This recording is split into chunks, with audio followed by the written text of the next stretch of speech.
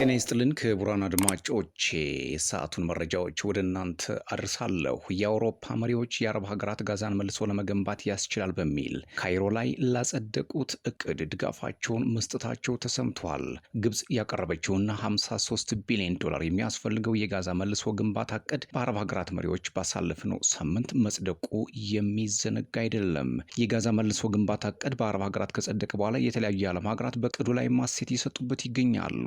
የፈረንሳይ፣ የእንግሊዝ፣ የጣሊያንና የጀርመን የውጭ ጉዳይ ሚኒስቴር መስሪያ ቤቶች በጋራ ባወጡት መግለጫ በ53 ቢሊዮን ዶላር ጋዛን መልሶ ለመገንባት ለቀረበው እቅድ ድጋፋቸውን እንደሚሰጡ ነው ያስታወቁት። እቅዱ ጋዛን መልሶ ለመገንባት ተጨባጭ መንገድ ነው ያሉት ሀገራቱ እቅዱ ተግባራዊ ከተደረገ በጋዛ በአስቸጋሪ ሁኔታ ውስጥ የሚኖሩ ፍልስጤማውያንን ሕይወት ቀጣይነት ባለው መልኩ ለማሻሻል የሚረዳ ነው ብለዋል። ሐማስ ከእንግዲህ ጋዛን ማስተዳደር የለበትም ወይንም ለእስራኤል ስጋት መሆን የለበትም ያሉት አራቱ ሀገራት በጋዛ መልሶ ግንባታም የፍልስጤም አስተዳደር የሚኖረው ሚናና የታድሶ አጀንዳውን አፈጻጸም እንደሚደግፉም አስታውቀዋል። የአረብ ሀገራት መሪዎች ባሳለፍነው ሳምንት በካይሮ ባደረጉት ስብሰባም የጋዛን መልሶ ግንባታ እቅድ ካጸደቁ በኋላ እነዚህ ሀገራት ድጋፋቸውን በመስጠት ላይ መሆናቸው እየተሰማ ነው። 57 አባል ሀገራት በውስጡ የያዘው ዓለም አቀፉ የእስልምና ትብብር በሳውዲ አረቢያ ባደረገው አስቸኳይ ስብሰባም እቅዱን በሙሉ ድምጽ ተቀብሎ አጽድቆታል። ጋዛን የሚያስተዳድረው ሐማስ እቅዱ በአረብ ሀገራት ተቀባይነት አግኝቶ መጽደቁን ተከትሎ ጋዛን በፍልስጤም አስተዳደር ስር መልሶ ለመገንባት በአረብ ሀገራት የተደረሰውን ውሳኔ በደስታ እንደሚቀበለው አስታውቋል። ጋዛን መልሶ መገንባት እቅድ በደስታ እንቀበላለን ያለው ሐማስ ለስኬታማነቱ የሚያስፈልጉ ሁሉም ጥረቶች እንዲደረጉም ጥሪውን አሰምቷል። የአሜሪካው ፕሬዚደንት ዶናልድ ትራምፕ አስተዳደር በበኩሉ ግብጽ ጋዛን መልሶ ለመገንባት ያስችላል በሚል ያቀረበችውን እቅድ ውድቅ ማድረጉም ይታወሳል። እቅዱ ጋዛ በአሁኑ ጊዜ ለመኖሪያነት አመቻ ለመሆኗን እንዲሁም ነዋሪዎቿ በፍርስራሾችና ባልፈነዱ ፈንጆች ውስጥ መኖር አይችሉም የሚለው እውነታ አልተመለከተም ብሏል ዋይት ሀውስ። እስራኤልም ግብጽ ጋዛን መልሶ ለመገንባት ያስችላል በሚል ያቀረበችውን እቅድ መሬት ላይ ያለውን እውነት ያላገናዘበ በሚል ተችተዋል። እቅዱ 53 ቢሊዮን ዶላር እንደሚያወጣና 5 ዓመታት እንደሚወስድ ነው እየተነገረው።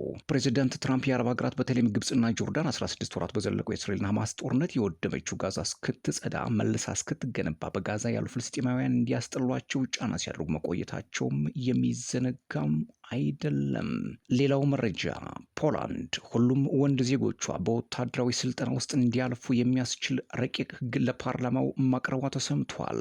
ጠቅላይ ሚኒስትር ዶናልድ ተስክ ረቂቅ ሕጉን ለፓርላማው ባቀረቡበት ወቅት በሀገሪቱ ከፍተኛ ወታደራዊ ስልጠና እንዲሰጥ ያስችላል የተባለው እቅድ ዝርዝር በመጪዎቹ ወራት ይፋ እንደሚደረግ ነው እየተናገሩት።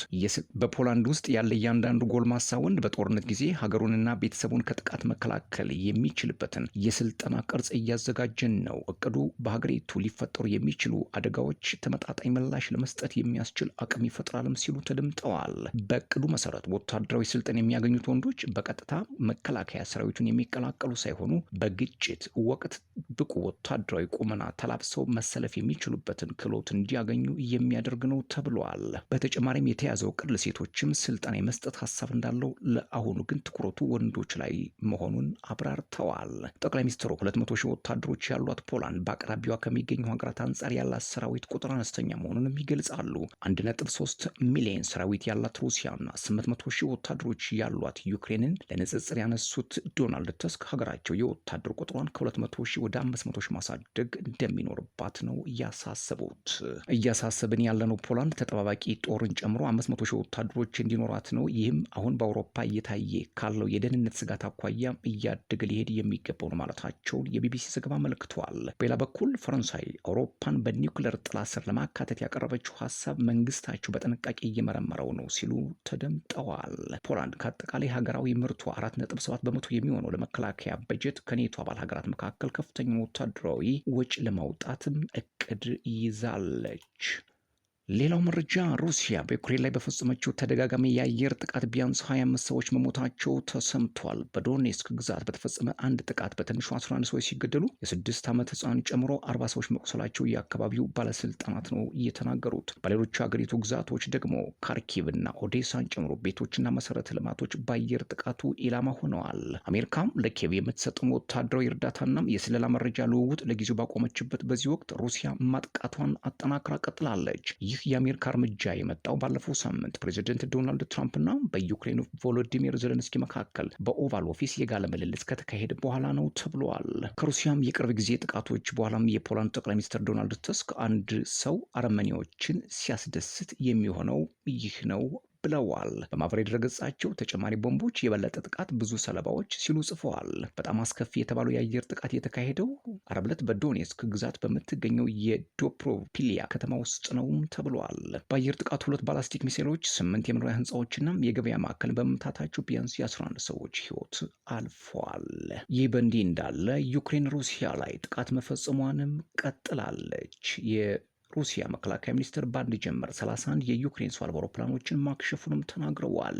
አሜሪካ ወታደራዊና የስለላ መረጃ ልውውጥን ከማቆም በተጨማሪ ዩክሬን አንዳንድ የሳተላይት ምስሎችን እንዳታገኝ አግዳለች ሲል የጠፈር ቴክኖሎጂ ኩባንያው መናገሩም ሌላው ጉዳይ ሆኗል። በርካታ የአውሮፓ መንግስታት የትራምፕ አስተዳደር ወደ ፑቲን ማድላቱ ያስጨነቃቸው ሲሆን አገሪቱ ለደህንነቷ በአሜሪካ ድጋፍ ላይ መተማመን ላትችል ትችላለች ሲሉ እንዲሰጉም አድርጓቸዋል። ሐሙስ ዕለት የአውሮፓ ህብረት መሪዎች ለመከላከያ ተጨማሪ በጀት ለመመደብና ህብረቱ ለዩክሬን የሚሰጠውን ድጋፍ ለማደስ በብራስልስ ተገናኝተው እንደነበርም የሚታወስ ነው። በሚቀጥለው ሳምንት የትራምፕ ልዩ መልክተኛ ስቲቭ ዊትኮፍ ከዩክሬን ተደራዳሪዎች ጋር በሳውዲ አረቢያም ከሩሲያ ጋር ተኩስ አቁም ለማድረግ በሚያስችል ሁኔታዎች ይመክራሉ ተብሎም እየተጠበቀ ነው። ሩሲያ በፈረንጆቹ አቆጣጠር በ2022 የካቲት ወር ላይ የዩክሬንን ግዛቶች ወረረች ሲሆን አሁን 20 በመቶ የሚሆነው ግዛት ተቆጣጥረዋለች።